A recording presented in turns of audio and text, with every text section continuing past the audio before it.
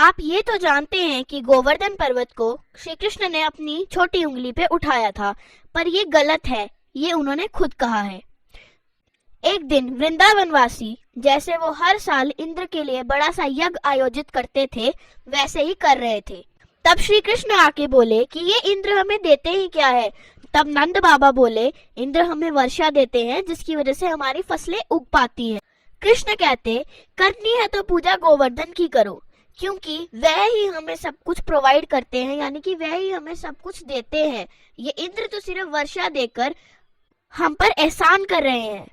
तब नंद बाबा ने कृष्ण को समझाने की कोशिश की कि पुत्र ये गलत है, इंद्र भगवान से ही तो गोवर्धन हरा भरा रहता है। तब कृष्ण कहते, नहीं, ये गोवर्धन की लीला है, नारायण की लीला है, वो जैसा चाहेंगे वैसा ही होगा, और नारायण ही तो इंद्र को शक्तियां प्रदान करते हैं।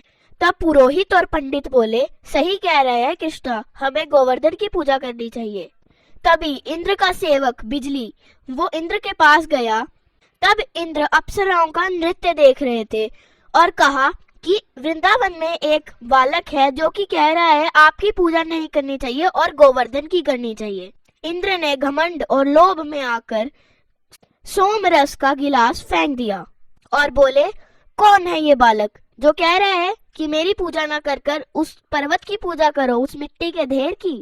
कहते कोई कृष्णा नाम का नीला सा बालक है। इंद्र को बहुत गुस्सा आया। इंद्र अपने ऐरावत पर और अपने सारे गणों को लेकर वृंदावन पहुंचे।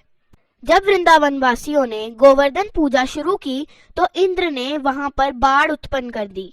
बाढ़, भूस्खलन सब एक साथ हो रहा था। कृष्ण समझ गए कि ये इंद्र की दुष्टता है। सारे ब्रजवासी डर गए और कहने लगे, हे कृष्णा, ये तुमने क्या कर दिया? इंद्र हमसे नाराज हो गए, अब वो इतनी भीषण बाढ़ लाएंगे कि हम में से कोई भी नहीं बचेगा। कृष्ण बोले, ये केवल दुष्ट इंद्र ही है जो हम पर अपना एहसान जताकर खुद को बहुत बड़ा मानते हैं। तब कृष्ण ने गोवर्धन के किनारे पर अपनी उंगलियां लगाकर गोवर्धन को उठा लिया, किंतु श्रीमती राधा रानी उनके पास खड़ी थी। जब सारे ब्रजवासी अंदर आ गए गोवर्धन पर्वत के, मतलब उसके नीचे, तो वहां पर सबने अपनी अपनी लाठियों से सहायता की कि कृष्ण को थोड़ा सा आराम मिले। कृष्ण ने 7 दिन मतलब 1 हफ्ता लगातार बांसुरी बजाई। एक दिन वही बिजली गण श्री कृष्ण के पास आने की कोशिश कर रहा था। श्री कृष्ण ने अपनी बांसुरी का इतना लंबा सुर लगाया कि वह बांसुरी के अंदर ही घुस गया।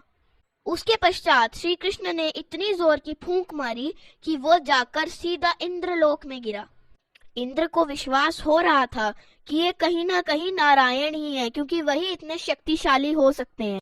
7 दिनों के प्रकोप के बाद बाढ़ खत्म हुई और श्री कृष्ण ने गोवर्धन को नीचे रखा।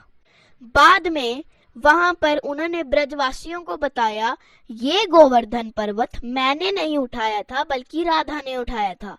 लेकिन सब ब्रजवासी बोलने लगे कि उठा तो तुम रहे थे, राधा कहाँ से आ गई?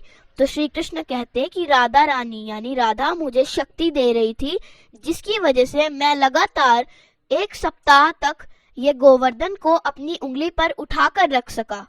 उसके बाद एक दिन श्री कृष्ण वहां पर विश्राम कर रहे थे एक पीपल के पेड़ के नीचे। तब वहां इंद्र आया। इंद्र ने कृष्ण से माफी मांगी और कृष्ण ने कहा कि मैं ही तुम्हें शक्तियां देता हूँ और उस शक्तियों का तुम दुरुपयोग कर रहे हो।